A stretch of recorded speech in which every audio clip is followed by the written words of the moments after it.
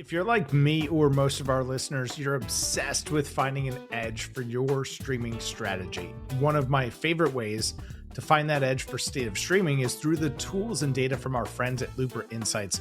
So I asked them to put together a suite of the best stuff just for you.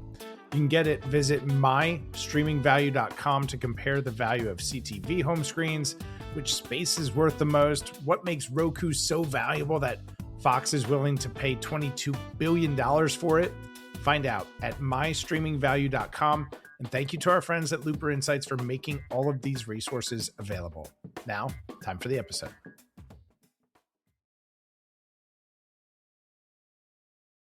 Welcome back to the State of Streaming podcast. I'm your host, Tim Rowe, and this week we're sitting down with Josh Matthews. Josh is the founder of StreamScoop, a premier Substack that I encourage everyone to check out. It'll be linked nearby, right at the top of the show notes for this episode. Josh does an incredible job collecting open source viewership data across streaming, broadcast, cable. He compiles that into weekly data dumps and does these monthly deep dives and puts together the best streaming TV guide. It's so good that we repurpose it. We syndicate Josh's column, the StreamScoop Streaming TV Guide, each week on State of Streaming. So find out what StreamScoop is all about, hear from the man himself, and enjoy this episode.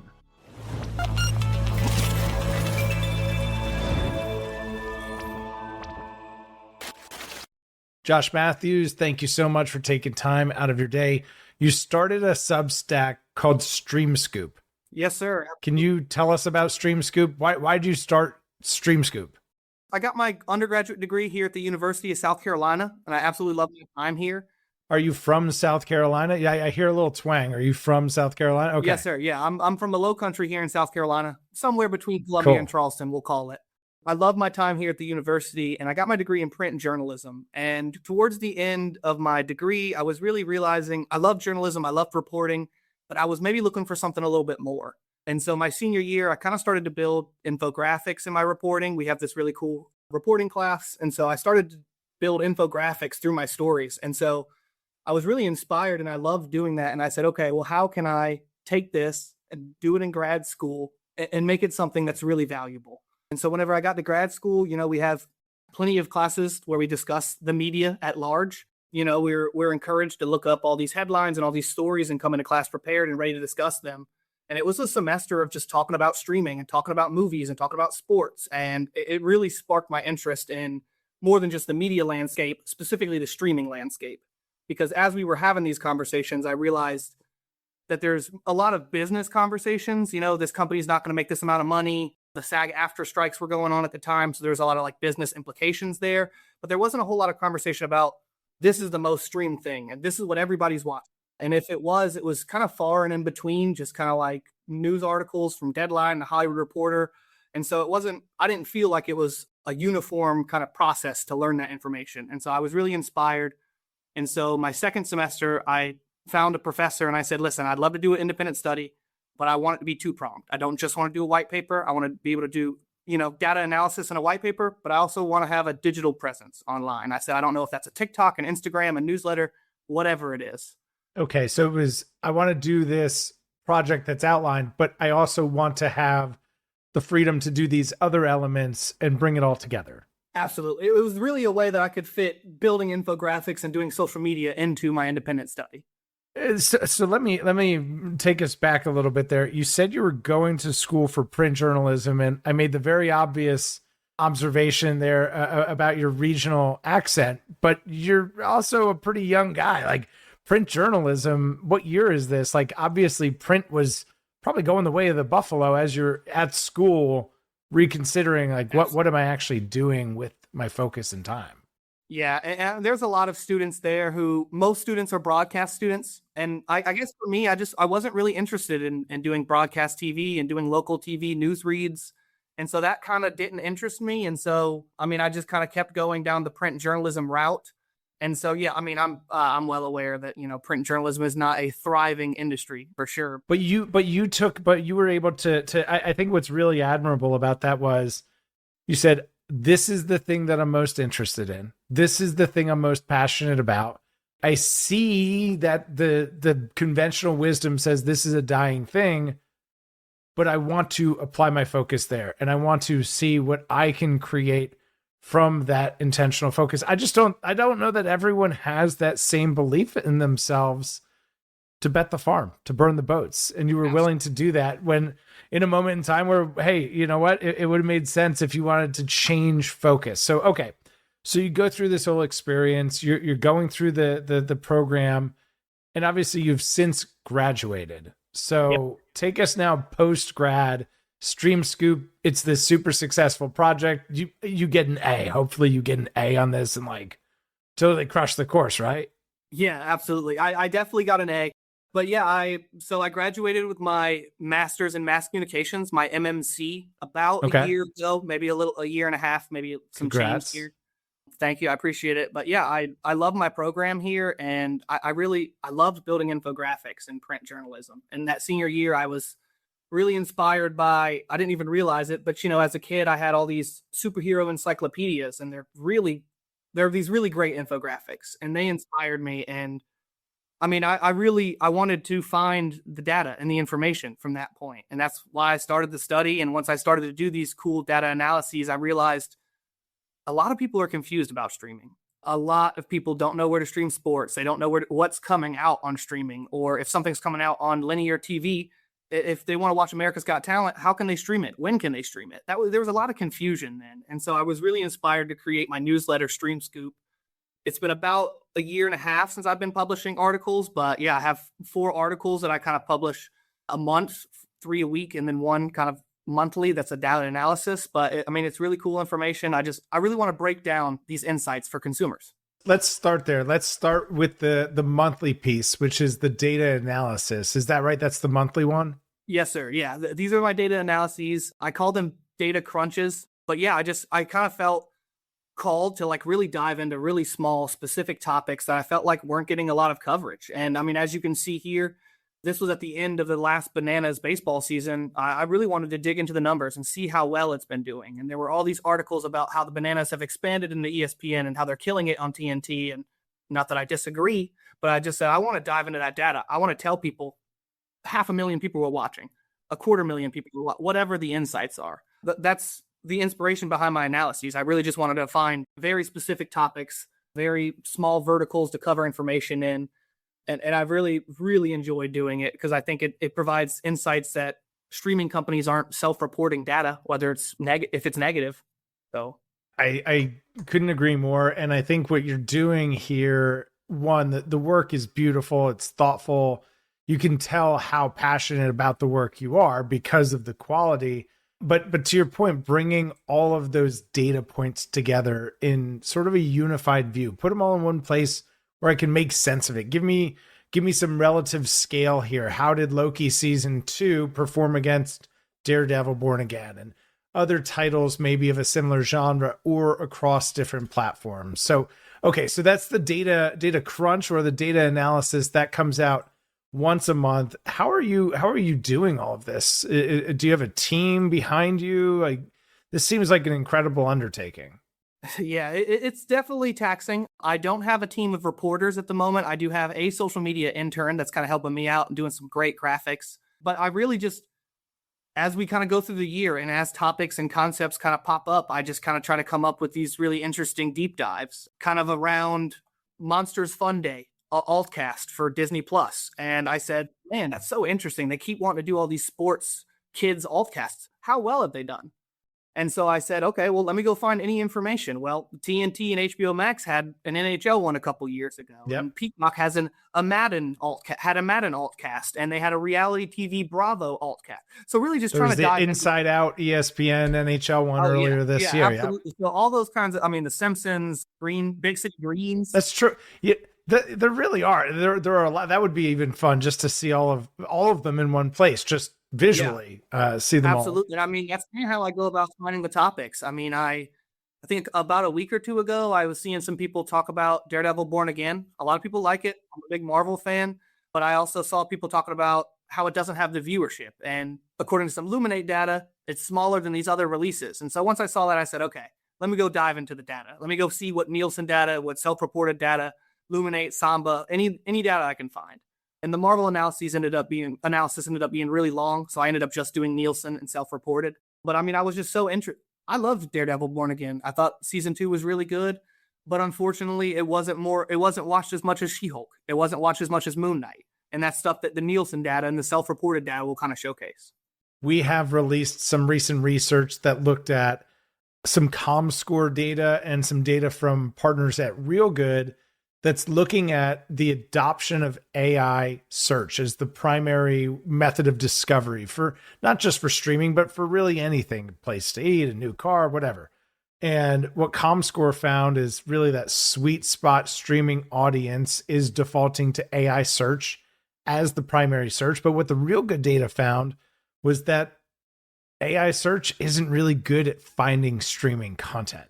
No, so you almost wonder, like, so thinking about that, if we can solve the discoverability challenge, how much does that impact viewership? For me, the biggest issue is really these AI searches, they're always inaccurate, but they're especially inaccurate when it comes to data. Especially if you're saying, I wonder how many people watched the College World Series last year. You'll probably get that. But if you say, I wonder how many people watched the regional round 2 weeks ago, there's not a chance you're getting that. Like, I have tried to pull data from Grok, from Claude, from ChatGPT, from Copilot. They're never really correct. They're never fully correct. They're always just finding a number. And then whenever you do a deep dive and you dig deeper into it, it's from like 2.5 years ago. So it's not really the relevant data that I need. So then let's segue into getting the data that you do need. This is a weekly piece that you put out. This is different than the data analysis, which is a deep dive. This is the data dump. Talk to us about the data dump. What is this? Yes. So this is really our marquee article. This was kind of my first idea. I said, man, I don't know what people are watching. I don't know how many people are watching things.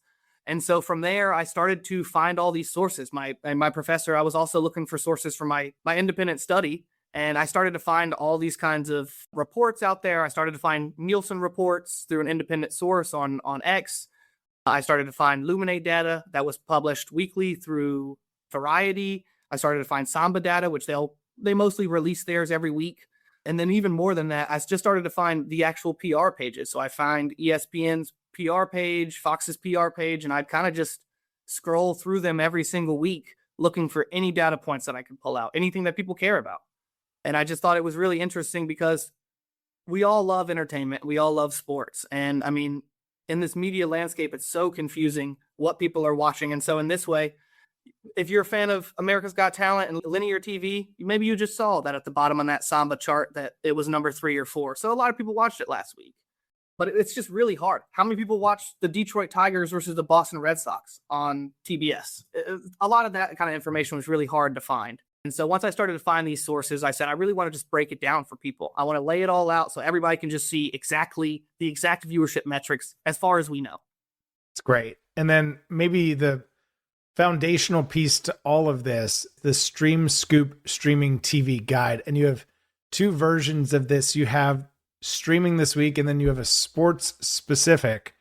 Talk to us about how you go about compiling all of this. Again, we just talked about the AI challenge of discoverability on streaming. You're bringing all of the major releases that week together in one place.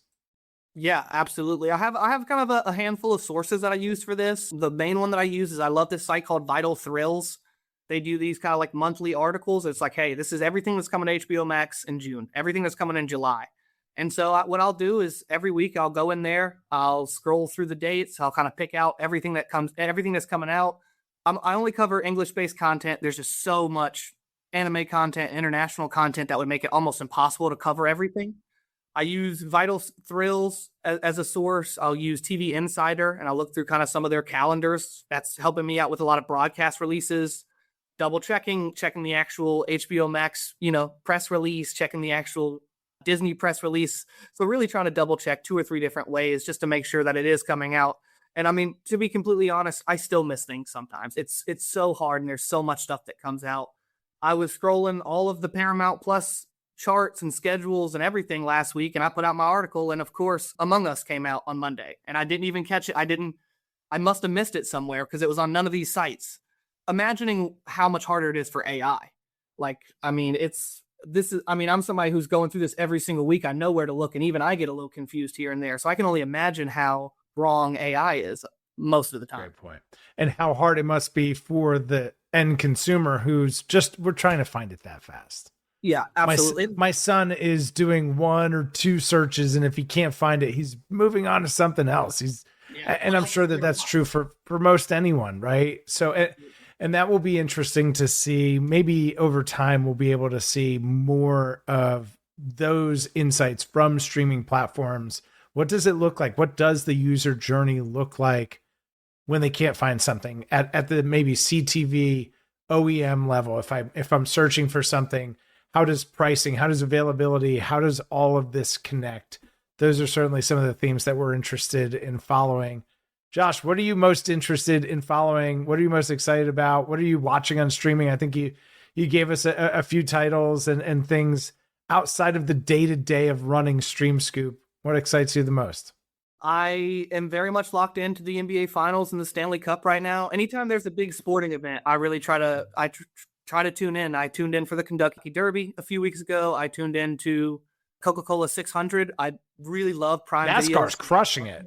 Oh, and yeah, their Prime Video coverage is really great. I wish they wouldn't have switched from big data to panel only because, of course, as soon as they do, Nielsen's going to give them much better big data numbers.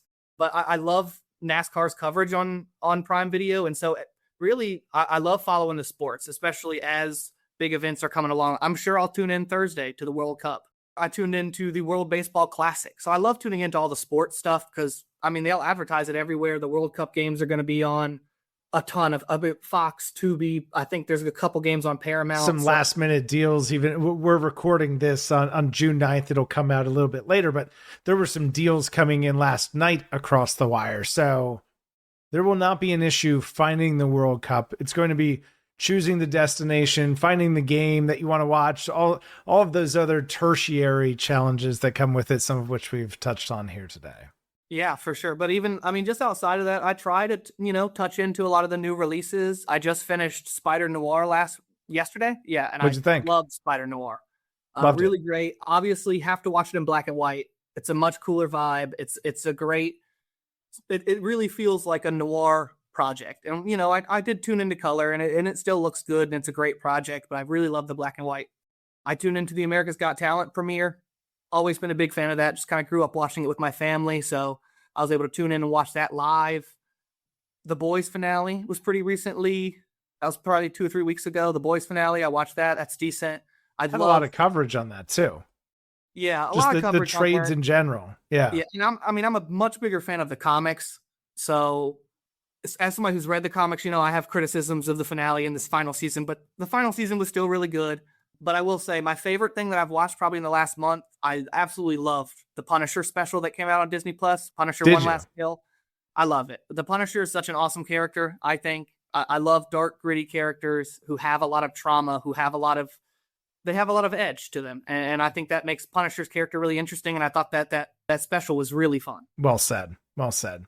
Josh, we're going to make sure to link StreamScoop, make sure it's easy to find for anyone that would like to check out StreamScoop. It's going to be right in the show notes. Go check out all of those publications, the data analysis, the data dump, the weekly streaming guides. We'll have it on State of Streaming as well. You will not have a hard time finding StreamScoop. So, Josh, thanks so much for being here.